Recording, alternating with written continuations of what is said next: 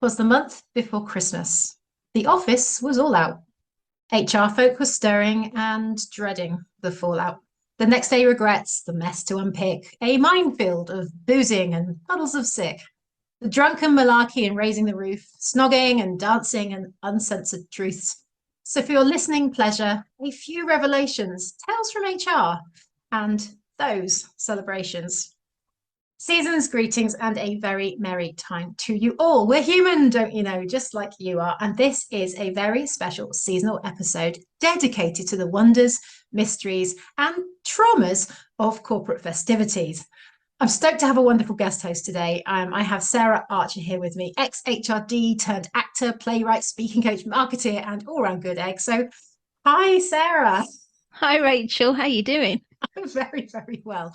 Given that we're here in, spoiler alert, recording in November with Christmas jumpers on, what's your recollection of your job, your HR role and Christmas parties? Yeah, well, I think there have been some traumatic events. Some that I have been the protagonist in, and some that I've had to clear up the mess of after. Yeah. So yeah, well, so hey, I think HR people can party. Actually, I think we can party. I think we have a bit of a Las Vegas. I don't know if maybe it was just me when I was in charge of HR, a bit of a Las Vegas thing. What goes on in HR stays in HR. What happens in Vegas? Yeah, exactly, exactly. But I was working for one of the research councils. It was a long time ago now, so it doesn't matter if I mention them. They're brilliant. But anyway, we had our HR little sort of afternoon lunch wine. Yeah, because private HR does. That's when you can really let your hair down, right? Yeah, and exactly. And but we were around the corner from finance, so they were walking through, looking disdainful at us. But love it. And my boss, the sort of HR director, kept filling up our glasses with red wine, and I cannot take it, but I kept drinking it. Every time I turned around, the glass was full again. So I'm like, all right, that was much younger then. Right? Yeah, exactly.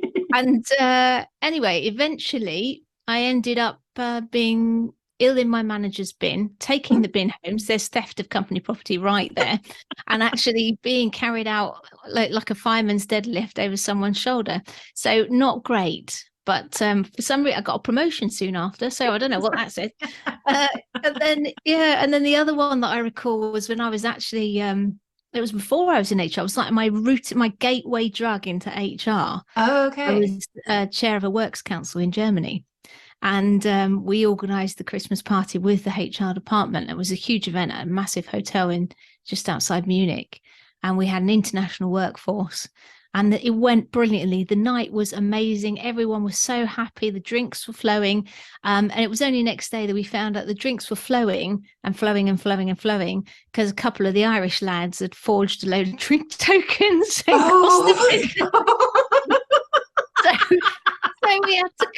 So we had them in the office, but I was on one hand I was kind of like fuming that they'd sort of ruined this brilliant event, and on the other I was quite sort of that it was very innovative and inventive of them to do that. It's like, are you criminals or legends?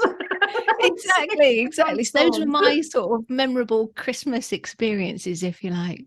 Amazing. And I do suspect that forging drinks tokens probably isn't that rare. I would have a hazard a guess at that a little bit, but we do thankfully we've been sent some stories of some of my own that are in here, so guess which ones may have had some involvement with me.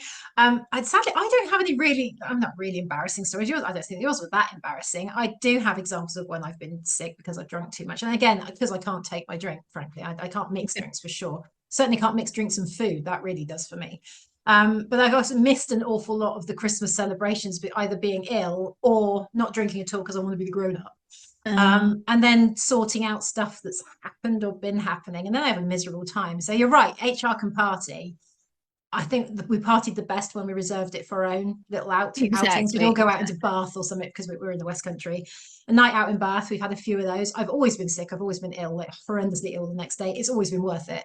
So, but it's been just the team, a real safe space to let our hair down. Rather than to kind of that pressure to be the role models in the organisation. But Anyway, we've both got a PDF each. Okay, so we've got these stories. They have been anonymized to protect those concerned. So I'm not sure whether we were allowed to name names. I'm not going to take the risk. I'm just going to chuck them out there.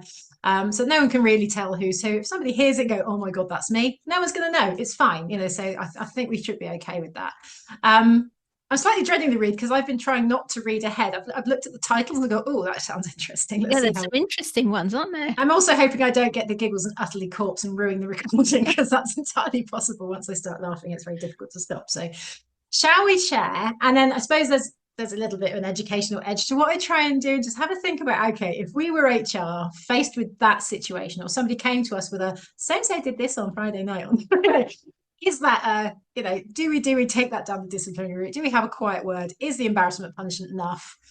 Just having a think about that from that perspective, because there's some folk that might be listening that are new to HR, or not, that they've had their new first HR role or the first senior HR role, and suddenly they're the grown-ups in this situation and they're facing into the barrel of their first Christmas event as HR maybe. So let's see, not to frighten everybody off. Do you want to go first? Do you want to read the first one? Yeah, I can do. I'll take it in turns. This little story is called Sneaky Nuts. Ever heard of a groovy booth? It's a photo kiosk and you've got props and wigs and things to wear, and it spits out passport photo type things to take away. Lots of fun. Ours also got posted to the company intranet after the party. Now, these lads didn't realise this when they decided to play Sneaky Nuts. It's where you make your testicles peep out of your fly and pose for a serious looking picture. Until it appeared on the internet, accessible by more than 500 of their colleagues. That froze just then, and I might have missed a couple of bits of text. Did you just say it appeared on the corporate intranet? It appeared, yeah, they thought it was hilarious until it appeared on the intranet, accessible by more than 500 of their colleagues. Okay, there we go. So, faced with this one on a Monday morning when it got posted on the intranet, what would you take beyond that? It's I mean, also obviously maybe you even kind of witnessed it, because we all scroll through the photos first thing in the morning. Go, oh, what did everybody get up to? And look at the props, aren't they funny? Look at my face. Oh, I hate that picture of me. Don't I look fat? All of that stuff. And then you come across a pair of balls popping through a pair of sneaky nuts. A couple of little balls popping through a zip. I have images of and I did, spoiler alert, actually this one's mine. I will come clean and say this one is mine. I had images when somebody told me about it, because I didn't see it firsthand to start with. Obviously you then go and look, don't you, because you have to check for evidence, right? I had images of something about Mary where he traps things in his zip, and it just being that little... No, it wasn't. It was everything other than the sausage. Really? Yeah, it was quite obvious, but very serious faces. Very. I just pulled a very serious face there for those of you that are listening, not watching. Yeah, very serious faces. Basically. And the head of that department going, "What do I do about this? Seriously." Oh no. What would your advice be, Sarah? What would you tell that head of the department? Well, first thing, obviously, get the photos down. I think yes. It's probably too late if everyone's had a look at it. But anyway, take the photos down.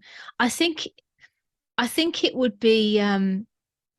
I think I'd probably have to give them I'd give them a sort of verbal, I think, I guess, and I'd also, I think I'd have them in. I'd read them the riot act, or actually get their manager to do this. This would be my advice. Read them the riot act, and then give them a sort of light touch warning. That would be my view, just because you have to be seen to be doing something.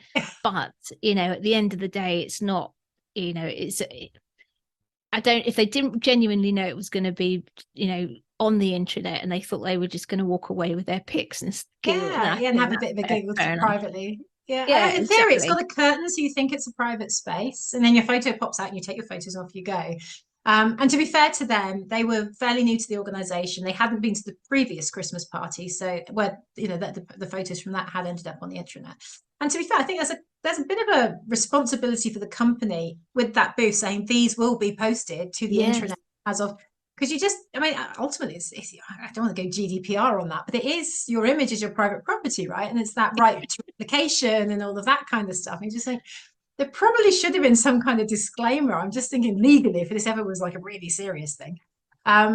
I mean, ultimately, the only person that truly complained about it was the lady that brought it to our attention. Quite, I hate to say prudishly, but quite prudishly, was quite like, oh, very indignant about it all happening. I said, well, it is a private space, and we calmed that. And you're right. I think the approach you took was exactly the approach that the head department took. And look, I think the embarrassment is probably punishment enough, but I obviously need to be seen to be having a word. And it was quite parent-child in that way. It was almost that, I'm really disappointed in you boys. And bless them, they were so super embarrassed, because like, it's out there forever, and could somebody else have downloaded that? Like, well, we can't stop screenshots, so maybe, I don't know. Turned out that if they did, nobody came forward or admitted to it. So yeah, it was a little bit of a storm in the teacup in that sense, but it's just one of those things you giggle at, because you just don't expect it on a Monday morning. You expect people being drunk or a little bit, maybe fights even. You don't expect to see bollocks on a Christmas party.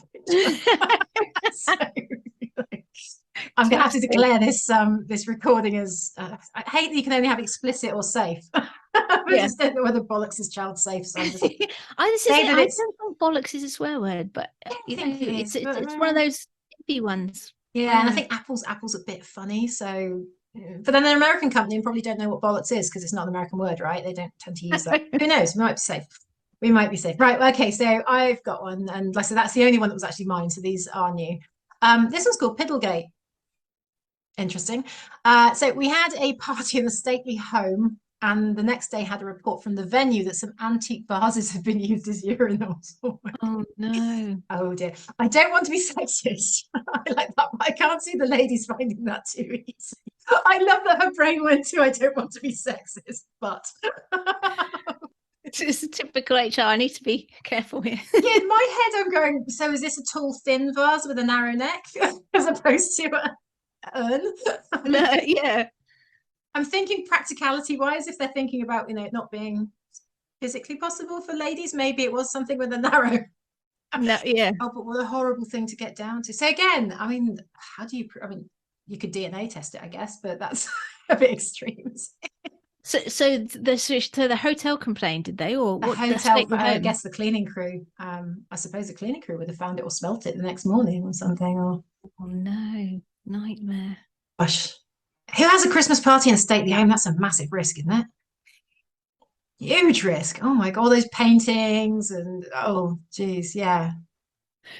Although it might actually be more likely to be a woman, because it actually hitting the target. So I don't know. Interesting where you're going from there. Yeah, not missing that. Maybe that's that's very possible. That's a tough one to know, other than getting the comms team to put something out just saying this isn't an apology. This isn't on. Don't do it again. Next time we have a Christmas party, it's going to be in a, I don't know, a marquee in the grounds, because there's no way we're going to let you in the house ever again. Exactly. I wonder if the company got banned. I'd imagine so. Maybe. Who knows? Oh, good grief! Good grief! Yeah, these. Hey guys, it happens apparently. What have you got, Sarah? Now I've got one called The Wrong Trousers here. We were in a hotel and preloading on drinks before heading to the main party, and I popped on my black trousers. They felt a bit odd, but I shrugged it off and headed out.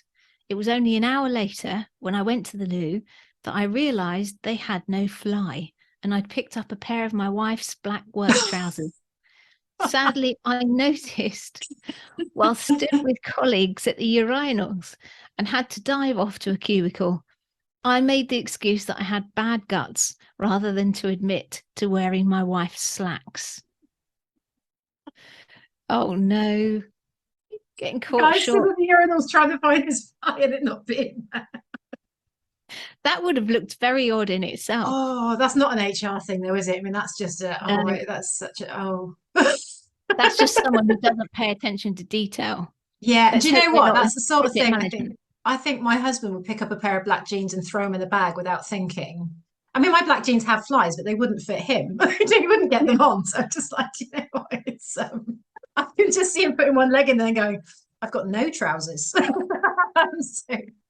I like actually, if you sort of break this down and look at this is like we were in a hotel and preloading drinks, so they're obviously half cut. But Were they not wearing any trousers? Were they Were they not dressed? I'm a little bit confused by that. I think that Yeah. might be the bit that needs investigation. Yeah, why were you yeah, I guess if it's one of those, yeah, I mean, I've seen people preloading. I've probably done it myself, where you've had a, you know that they're going to be restricted in terms of, you've only got 2 drink tokens and there's no Irish lads to go and print some more for you. So there's no one around that's happy to go and forge some more. So you're kind of okay with somebody's got a bottle of vodka or something, and you kind of have a little drink in your room, but maybe it's while you're getting ready or something. But you don't think lads do that? They don't get ready like girls do. We sit in our dressing gowns and I've never Yeah, no, that is true.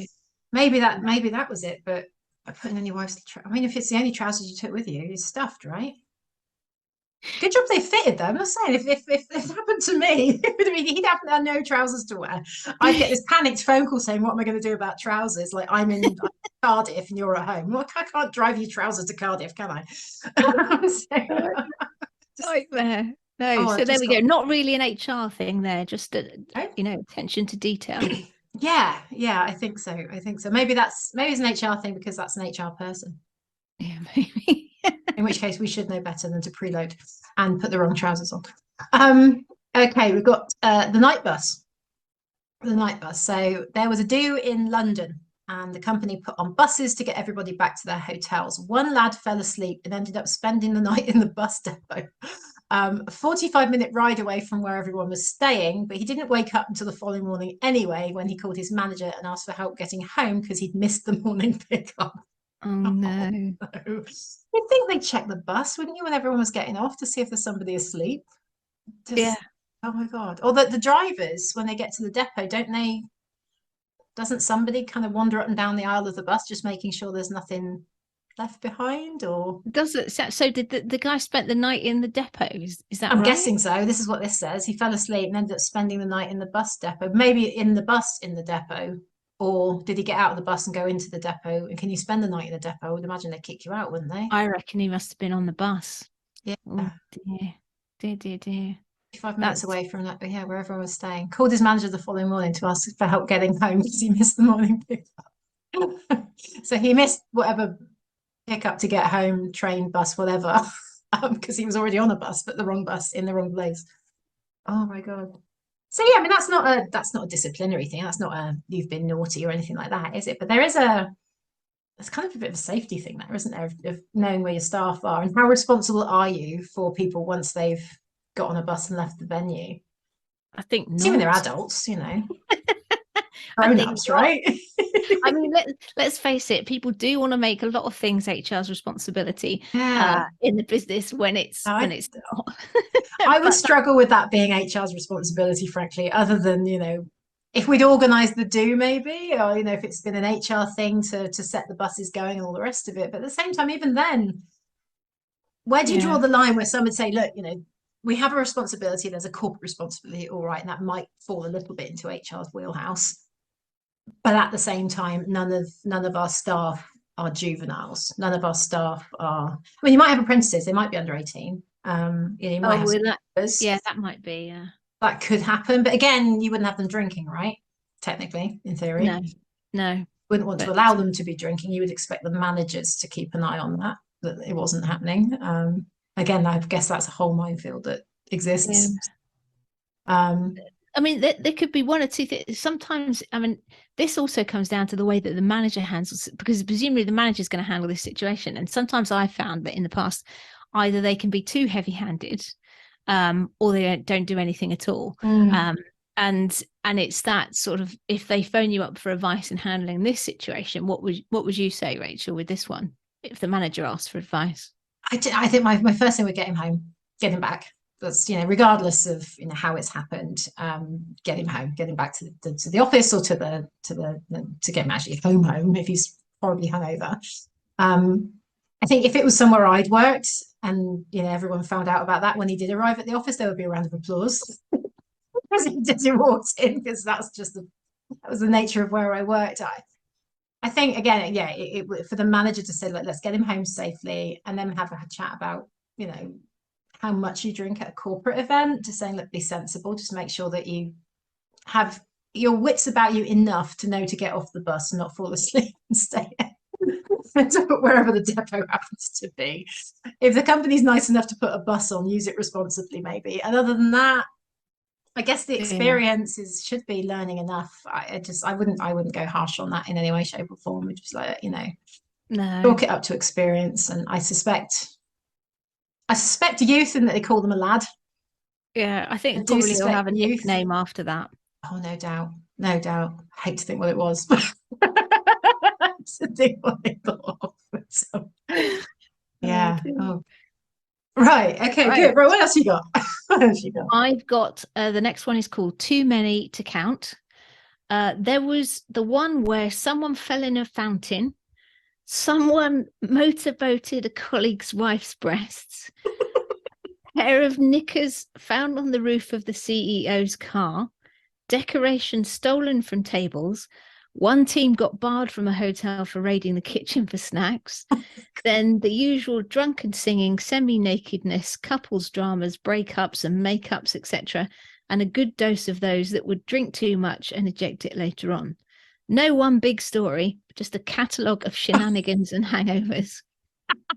Oh, wouldn't that be great if that was just one event? Yeah. Well, I've All of that. been to some of those as well, I'm sure.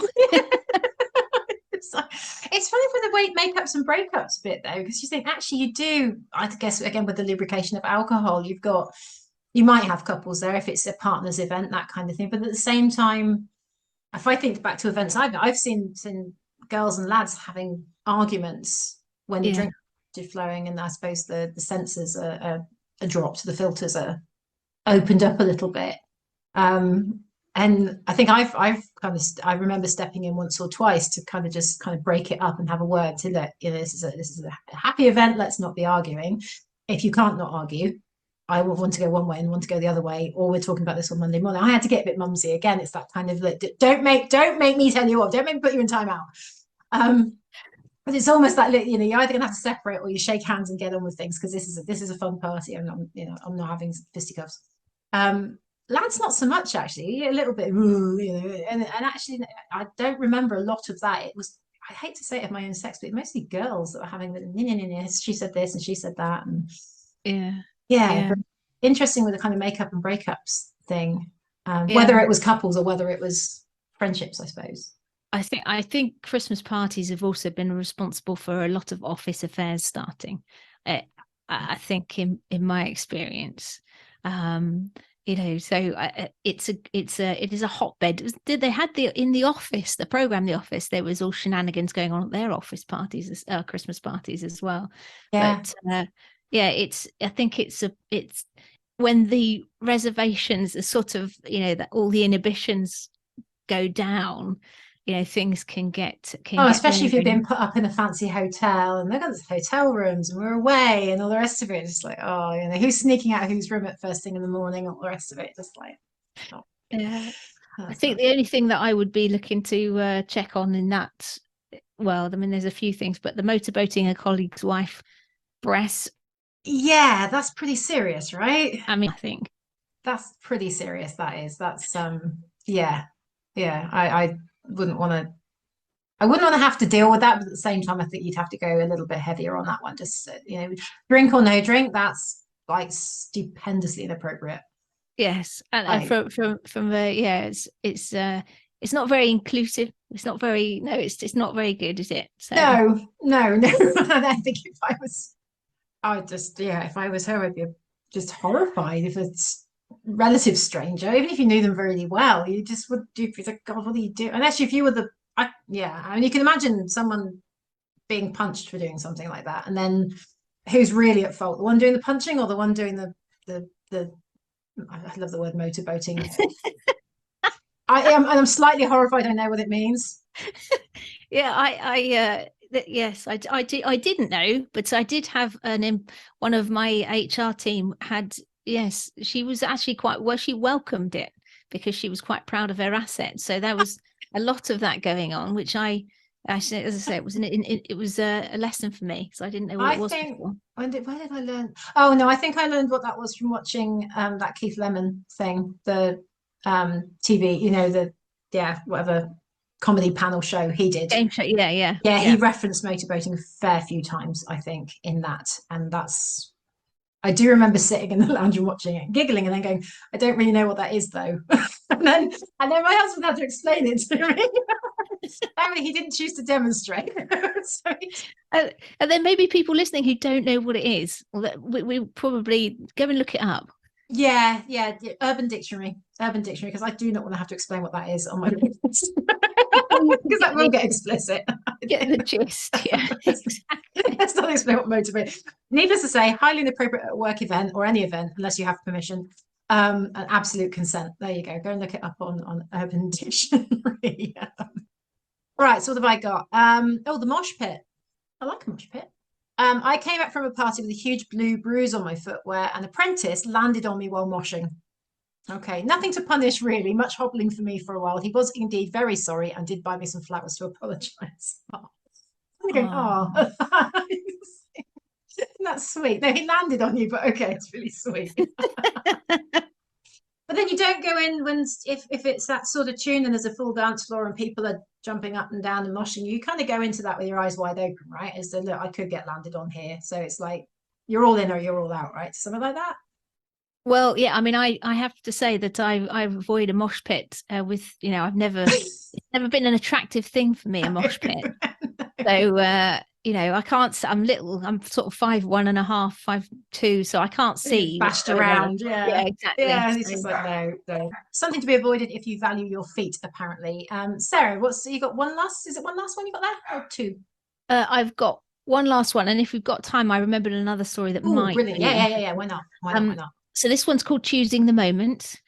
I always loved it when someone would choose the most inappropriate moment to share something with me. A bit wobbly and teetering towards me, a colleague decided to pick my brain and have a serious, albeit slurry chat with me about her career options in the loo. Been there. Lost it in the toilet. Exactly. I suggested we'd pick it up on Monday, but it took a while to get away. She was really persistent. So, I'm drunk and I want to say what I've got to say, and I'm going to say it whether you want to hear it or not. I'm half cut, but I'm still ambitious. I'm a stuck record. I'm going to tell you now, and I'm going to tell you the same thing again in half an hour's time when I get you at the bar or on the dance floor. No, I've had this a number of times. Oh my word. Yeah. I mean, how else do you politely just say, look, we'll deal with it? And does it ever come up on the Mondays? That's the thing, is actually, are they then brave enough to bring it up if it's something that's taken them a bit to get their loins over, if you like? But yeah. Or they think you've said something when you haven't. I've had that happen to me before as well. You said you'd make me a job. It's like, that job I really want to do that doesn't exist. And you said you'd make it for me. Like, definitely did not do that. No, I don't think I did. No. Yeah, I'm pretty sure that wouldn't have happened. Exactly. So again, nothing much. It's just about handling. I think this is the biggest thing about this job, isn't it? It's so much about handling people, conversations, and having that emotional intelligence to know when to sort of, to sort of let people down gently. It's all about, it's in the job title, obviously, but it is about, sort of trying to influence people without hurting their feelings or all of that sort of thing. It is a minefield, but that's what makes it so enjoyable. I think if you love people, it is really the job for you. Until you learn to hate them. Yeah, well, this is it. I think I was the one I just released, actually, the one that came out 11th of November, with Sam Lee. We were talking about that. So people that go into HR because they love people. Now, they either love the dynamics of people and they're curious and interested in how people function, how people work, good, bad, and the ugly, or they love people, but you soon learn not to love people so much when you see the darker side of people in the work environment, when you see the ugly side of how humans can behave in that space. And not all humans, most humans are absolutely lovely. I said 90% of the people I ever worked with were great. But like I say, it's always the rotten apples that tend to spoil the view of the barrel, isn't it? It's that you kind of mar the whole barrel then just because of those few that gave you a bad experience. But you do kind of get a harsh lesson on humanity and what that looks like in all its forms when you've got that HR lens to look through, because you get that umbrella view of everything everywhere, and the worst of the worst comes to you. You don't always see all the good stuff because the good stuff's not a problem. So HR don't need to deal with it. That was one of the most frustrating things about being in HR for me, was that I spent the majority of my time dealing with the small percentage who were a pain or doing wrong, and not making life better for the 80% that were just like cracking on with it and getting on with it. So it was always a bit of a frustration, that, but that's kind of life, isn't it? Yeah, I think you're right, and also that's where HR's power lies. The value that they bring is helping organizations deal and support that group, whether it's a case of a support need because things are going wrong somewhere else in their lives and that's manifesting in the workplace, or they're just downright oiks. Sometimes that happens. Sometimes a person can just be a downright oik, and it's okay. They exist, but you have to set the parameters. You tell them what's acceptable, what's not acceptable, give them the opportunity to make it right. If they choose not to, then bye-bye. Fine. Okay, we go our separate ways if that's possible. But that's HR's gift, isn't it? Is in knowing the nuance and recognizing what's behind the behavior so that it can be dealt with in the right way. And then people are given the chance to improve and all the rest of it before you draw the line and say, no, enough's enough. That can't happen. So yeah, unless it's really, really bad, like, I don't know, piddling in a pot in a stately home. Okay, what have we got here? What's another dancing one? Brother from another mother. Okay.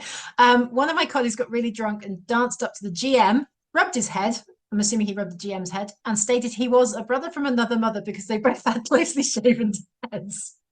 Okay. The GM looked really confused. English wasn't his first language, and he'd only just joined the organization a couple of months before. It doesn't say where he was from, but I don't know whether it was appropriate to go and scrub someone's head and tell them your long lost brothers. Again, is that for the GM to have a word and just chalk it down to experience and say, oh, it's these drunken shenanigans, or is that an HR conversation about how you treat the new GM when you meet them at a party when there's alcohol being served? I mean, they were both on the dance floor by the sounds of things, or weren't they? I don't know. It just says he danced up to the GM, so maybe they weren't. I think that's just, I probably wouldn't do much about that. Just not really. But it's not, it's not damaging. I mean, it might damage career prospects in the future. or the GM might quite have liked it, you know? Yeah, he's might seen the funny side of it, or maybe that's a hello in a different culture. I mean, we don't know where he's from. I quite like that. We don't know where he's from. I think actually going up and rubbing somebody's head as a form of hello, that doesn't sound that bad. Oh my god. So did you say I think this is it comes down to intention. Yeah. Oh well. Yeah. This is, I don't know if I should tell this story. Again, it's not, I don't know if it puts me in a good light, but anyway, I'll tell it. So anymore, Sarah, it's fine. it's true. That's why I left. So I had a team, a HR team, and I worked for a company who did random drugs and alcohol testing. And we went out for a night, the HR team before, and quite a few of them had a lot to drink. And so I came in the next morning, there was a few people in, so I had a word with these people and told them what I was going to do. And then the rest of the team came in and I gathered them all together and I said, look guys, I shouldn't do this, but I need to give you a heads up. We're being drug and alcohol tested this morning. And two of them went absolutely white as a sheet and spent the whole morning at the drinks cooler downing water. And eventually I did tell them it was a joke, but it was really funny. And so probably it was good, but I loved it. And it was so funny. And I didn't but no, this one particular guy was just like literally panicking. He was just like down at his desk, then up to the water fountain, back to his desk, then up to the water fountain. At least it was like suggesting they were hungover rather than anything else, and like trying to flush it away with water as opposed to it being drugs. That's one thing. I mean, I did lose one of my team later on with drugs, unfortunately, and you just don't know. But but that was funny. Bless them. Did they ever trust you ever again? No, but then we did. That was that. So the HRD did give me full reign of the team, and it was a little bit of an unorthodox. We were a shared service team, so we were left to our own. So we did, have Guinness World, Ferrero Rocher eating competitions and stuff like that. So it was quite. But they worked hard. We were CIPD award winning. So there you go. Well, there you go. Yeah, CIPD for pranks and shenanigans. I love it. Right, one last one here. Probably fairly common, and again, don't think it's it's really short. It's literally one line, hence I'm reading ahead. But this one's called the vomit comet. Oh, boding too well.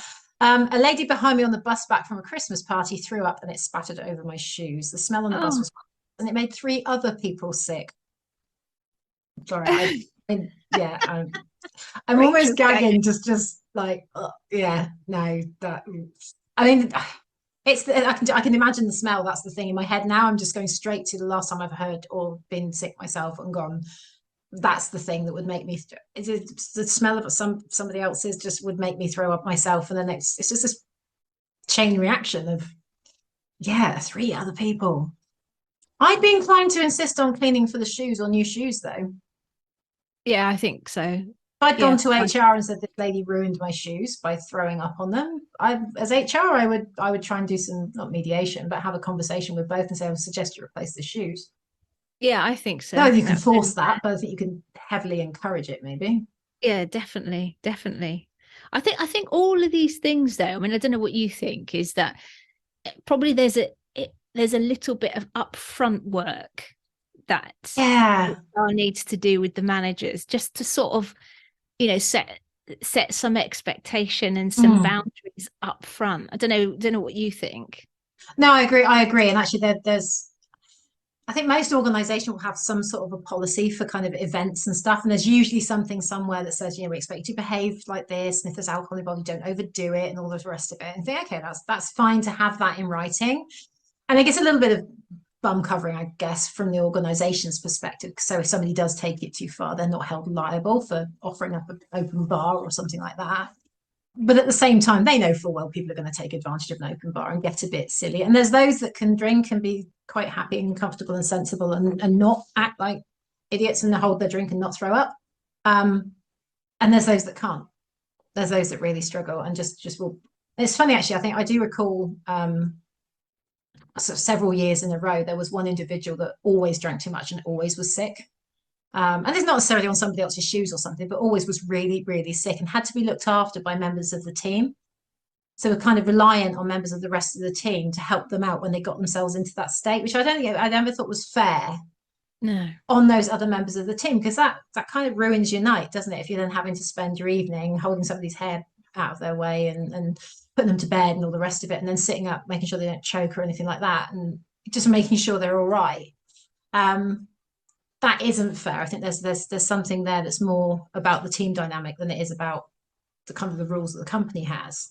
But it's interesting. I guess I think I've got groups of friends, and then there's always that one friend that tends to take it too far and can't hold their drink and all the rest, and they're always the one that somebody else is holding their hair back at night. But that's your social contract, isn't it, with your friends? You agree that.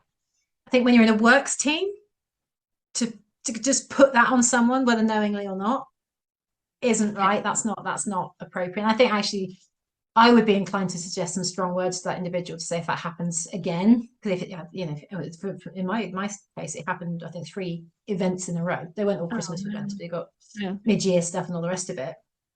If it's happened more than once, as in it's not just a blip, an oversight, then you don't come to corporate events.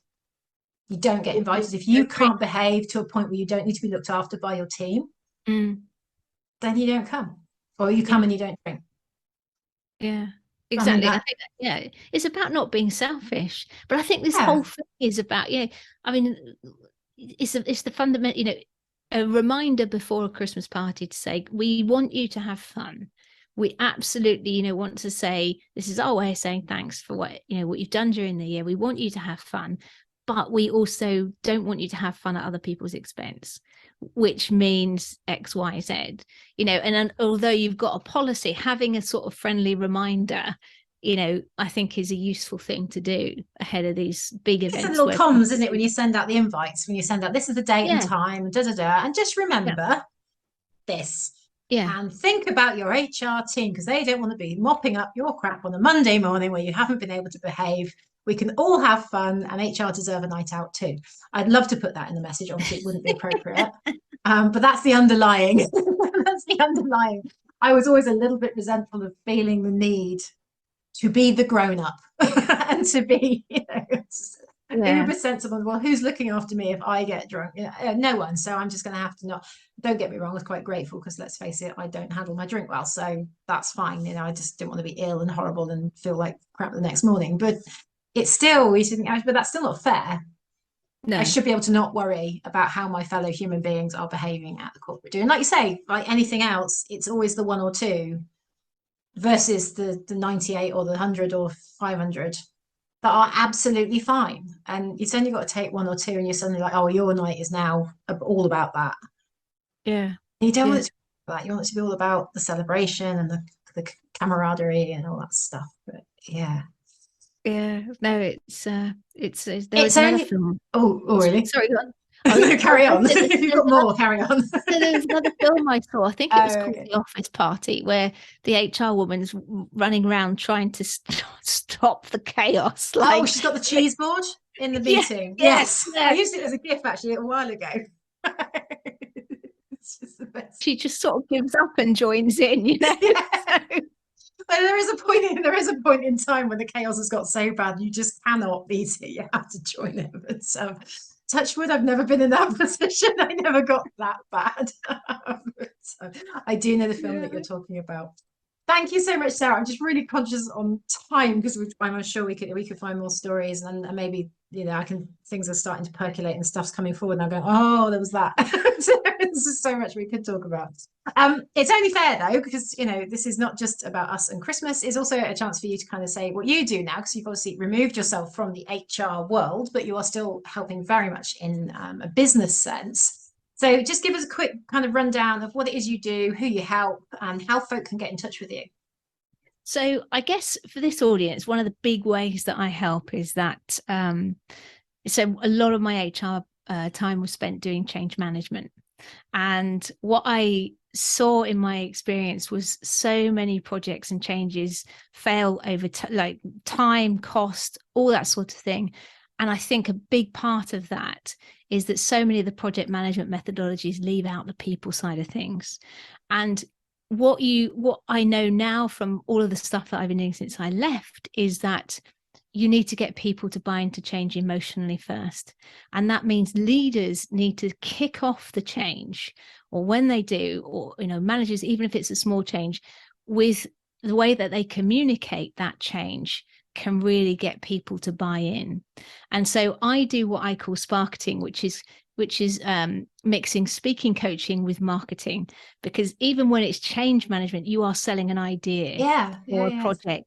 So I teach people how to create talks that gently guide their audience around the customer acquisition journey, whether that is buying into an idea or change or project or to a product or service. So if you want to learn how to not just present better, but also get content that really motivates people and gets them to emotionally buy in, then that's kind of what I do. I love that. So get that hearts and minds engagement, absolutely, with a message, with an idea, with a change, with a shift, with a communication. Comms is so important, isn't it? And so many companies get comms wrong. They get that messaging. Absolutely. And I've got a specific podcast on this because I have my own podcast. So if I send you a link, you can put it on. It'll be in the show notes. Yeah, absolutely. We'll pop that there. The show, that's all about it. Yeah, no, that's brilliant. So we'll pop your link to your podcast in the show notes. And I know I've seen a lot of your titles and I'm just like, right, I need a long journey just to listen to a load of podcasts now, because it's just like, I'm going to have to paint one in my house or something, because it's great to listen to while I'm doing something that I don't have to focus my brain on, which means I can focus on the listening. There's just this stacking up now of podcasts to listen to, and yours, there's at least 5 of yours. I was looking at the other day, that's that one, and that one. So we just definitely need to get behind those. Hopefully this one will get listened to as well ahead of people's Christmas parties this year, and it will stay online. So if you want to look at it for Christmas parties next year as well, or any corporate event, because let's face it, if you are serving drinks, then any of this stuff can happen, and more, and others, as you can imagine. So if you've enjoyed listening to this, do subscribe wherever you happen to listen. Do get in touch. Tell us whether you enjoyed it or not, or whether you've got your own stories that you'd like to share, anonymized, of course. Let's be GDPR compliant. Love being compliant, Otherwise, thank you so much for listening, and a massive thank you to Sarah for joining me, and a big thanks to my good friend John Paget, who writes songs, don't you know, and jingles and stuff. So he's put some jingle bells in my intro and my outro. So the music you're about to hear is John's work. So if you're ever interested in that, his details will also be in the show notes. Thank you so much, Sarah. Thank you so much. You take care. It's been a pleasure. Great to talk to you. Thank you.